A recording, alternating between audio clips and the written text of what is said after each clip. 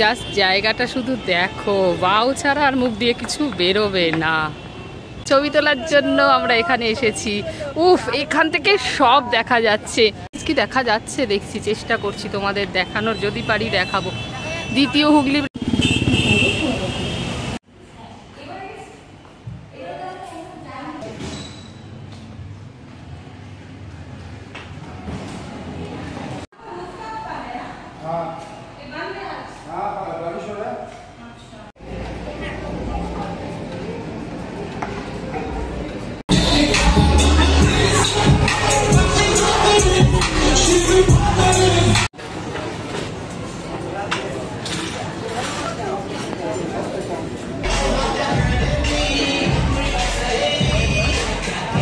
High hi hello madam, একবার পড়ে নে।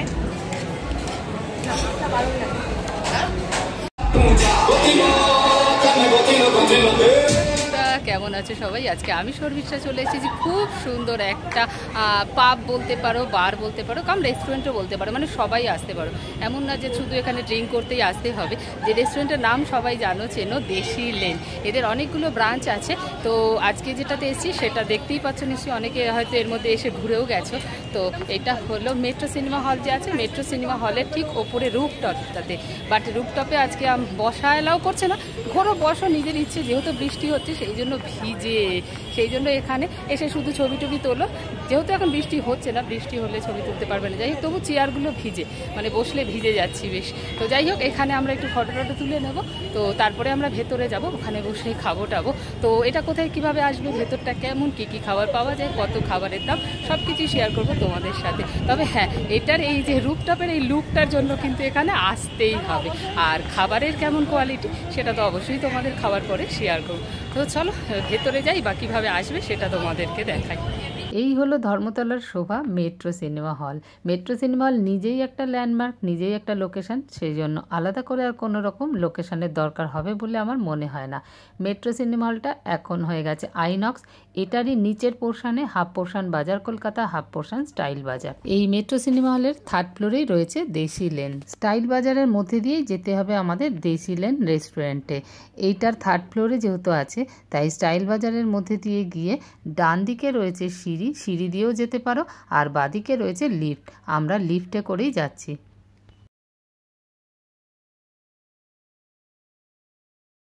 পৌঁছে গেছি থার্ড ফ্লোর দেশি লেনে।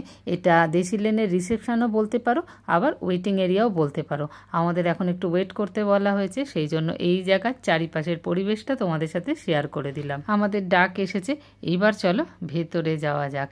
তো এই যে সিঁড়ি কটা দিয়ে ওঠার পরে এইখানে দেখবে একটা খুব সুন্দর ঝাড় রয়েছে, আর একটা রয়েছে বিশাল হাইটের দরজা।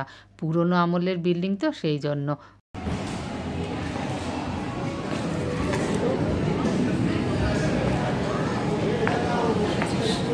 দরজা খুলে ভেতরে ঢুকলেই ভেতরের অ্যাম্বিয়েন্সটা হলো এই রকম।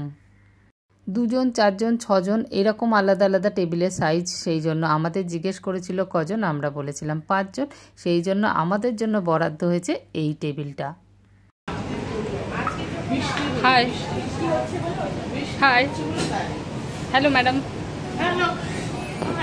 এইটাকে স্ক্যান করতে হবে, স্ক্যান করলেই নিজের মোবাইলে এসে যাবে মেনু কার্ড। এই যে আমার মোবাইলে মেনু কার্ড এসে গেছে, সেটারই স্ক্রিনশট তুলে তোমাদের সাথে শেয়ার করছি। একটু ভিডিওটা পজ করে সবগুলোর দাম দেখে নিও। আমার কিন্তু সবগুলোর দাম বেশ রিজনেবল লেগেছে।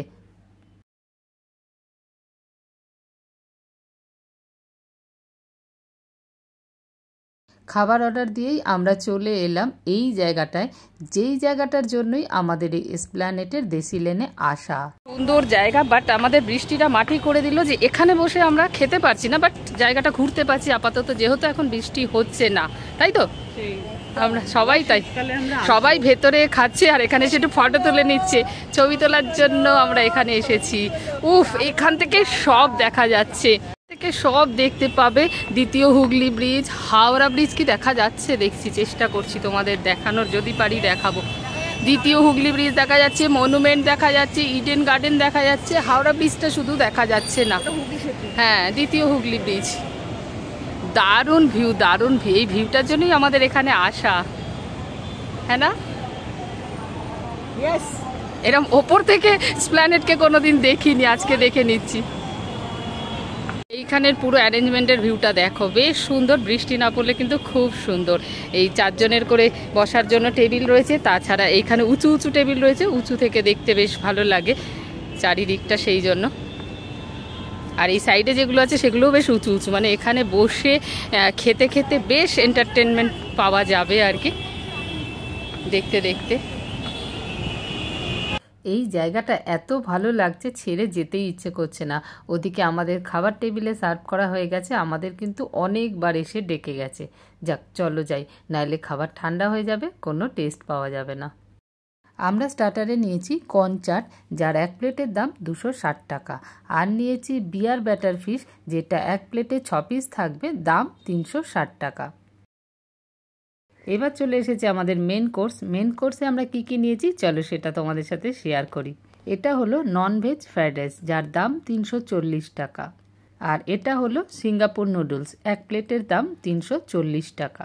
আর নিয়েছি চিলি চিকেন আর হট গার্লিক চিকেন, দুটোরই দাম 340 টাকা করে। খাবারের কোয়ালিটি আর কোয়ান্টিটি দুটোই ভালো। আমরা যা যা খাবার দেখালাম সবগুলোই কিন্তু আমরা 5 জনে মিলে খেয়েছি। টেস্ট তো অসাধারণ, আর দাম হিসেবে আমার কিন্তু অনেকটাই রিজনেবল মনে হয়েছে।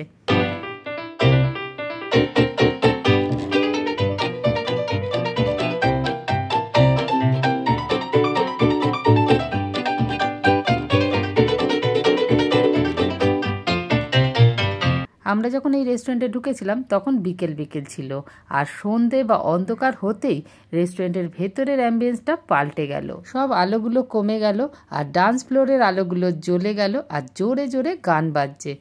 এইটা হলো ডান্স ফ্লোর, এখানে তুমি চাইলে তোমার পার্টনারের সাথে ডান্স করতেই পারো। আর এই দিকটা রয়েছে ডিজে, তোমাদের পছন্দের মতো গান বাজাবে।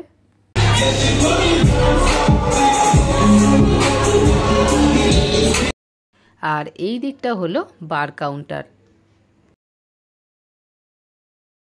আমাদের খাওয়া দাওয়া কমপ্লিট। যাওয়ার আগে একটুখানি ওই জায়গাটাতে আবার যাব। এই যে এই জায়গাটা, তখন তো দেখেছিলাম দিনের আলোতে, এখন দেখাই রাতের আলোতে কেমন লাগছে দেখতে।